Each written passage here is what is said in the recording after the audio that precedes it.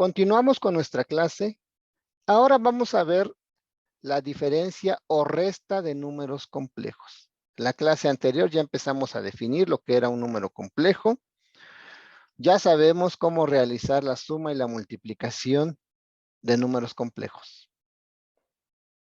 Ahora bien, yo les comentaba también en la clase anterior que la resta y la división son casos particulares de la suma y la multiplicación respectivamente. Y lo vamos a demostrar a continuación. Entonces, si nosotros queremos obtener la resta de dos números complejos, el número complejo Z1 con el número complejo Z2, lo que tenemos que hacer es sumar el inverso aditivo de Z2. ¿Ok? Esto lo sabemos desde nivel secundaria. Entonces, Z1 menos Z2 es lo mismo que la suma de Z1 con el inverso aditivo de Z2. Vamos a ver un ejemplo. Quiero obtener la resta de Z1 con Z2. Entonces, si quiero obtener la resta de Z1 con Z2, pues me van a proporcionar como dato los elementos que contiene Z1 y los elementos que contiene Z2. Vemos que Z1 contiene los elementos 3 y 4, que son números reales, Z2, 5 y 2, que evidentemente también tienen que ser números reales. Como acabamos de ver en la definición de la resta, para poder realizar la resta yo necesito el inverso aditivo de Z2. Entonces, ya lo vimos anteriormente, me voy a regresar unos minutitos, existencia del inverso aditivo. ¿Ok? Vamos a regresarnos. Aquí está la existencia del inverso aditivo. Es la propiedad C5. Si nosotros a nuestro inverso aditivo, cuando hicimos la demostración, lo representamos con X y Y.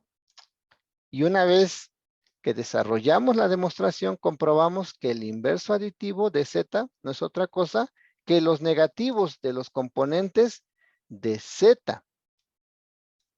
¿Ok? Si Z tenía como componentes A y B, pues su inverso aditivo va a ser menos A y menos B.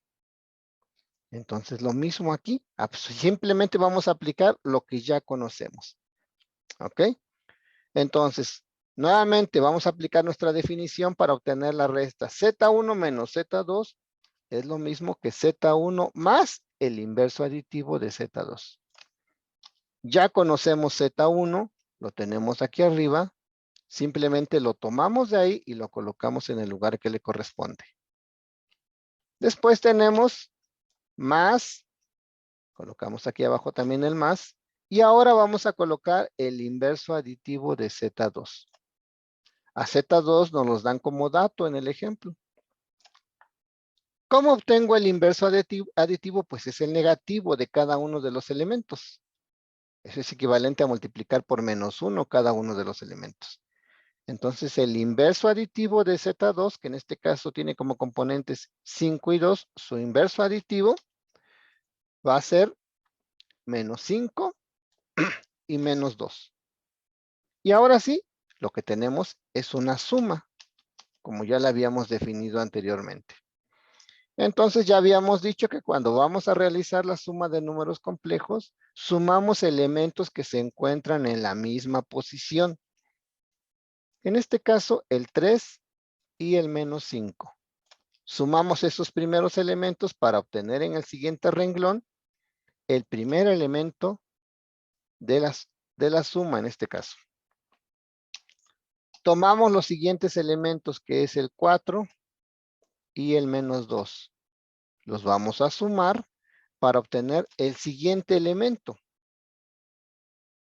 Y finalmente realizamos las operaciones. 3 más menos 5, eso nos va a dar menos 2. Para la siguiente componente tenemos 4 más menos 2. Eso nos va a dar 2. Y ya llegamos al resultado de la resta. Z1 menos Z2 tiene como componentes menos 2, 2.